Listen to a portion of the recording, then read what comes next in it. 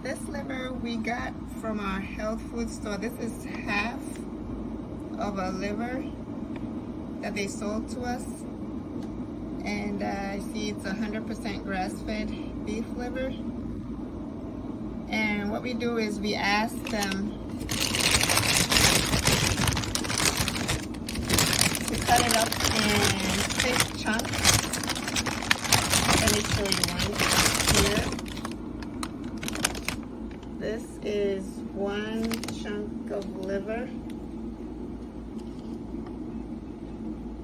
We ask them to cut it up real thick like this so that we can cook it in a specific way that we like. So I'm going to show you how we cook it.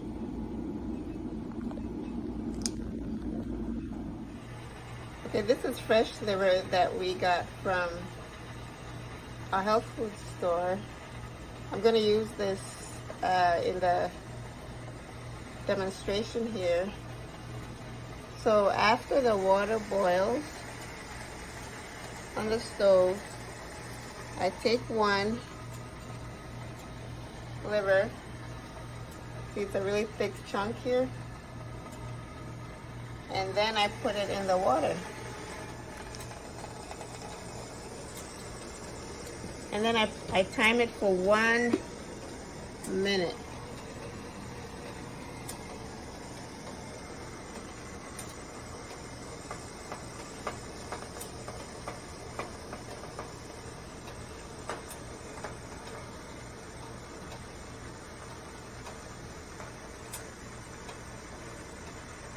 So it's boiling hot. The reason why we time it for 1 minute is to kill any potential harmful microorganisms, bacteria especially. And here goes the timer.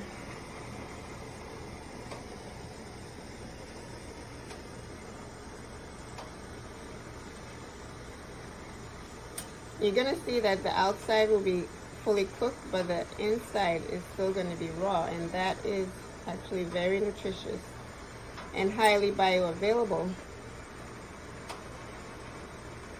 It has helped stop nosebleeds, and I learned that it seemed I had a vitamin C deficiency, and eating this liver has really helped with that, to the point where I'm not having nosebleeds when I eat the liver this way. The vitamin C is very bioavailable. So this is the second one.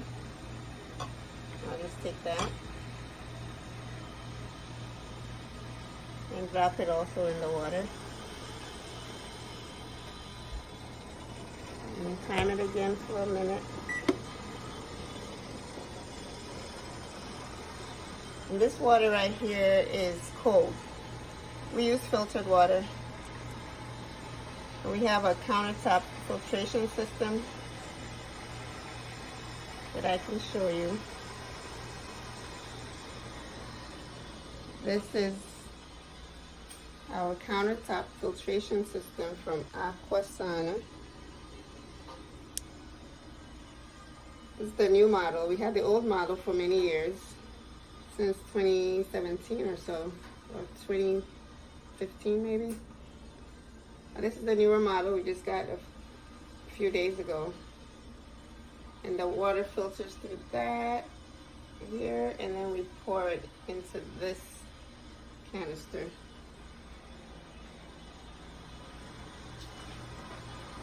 So anyway, this is almost done.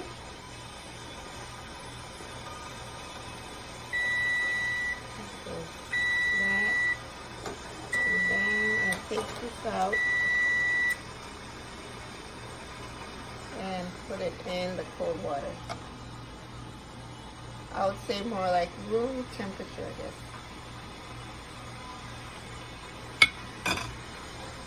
And that's it.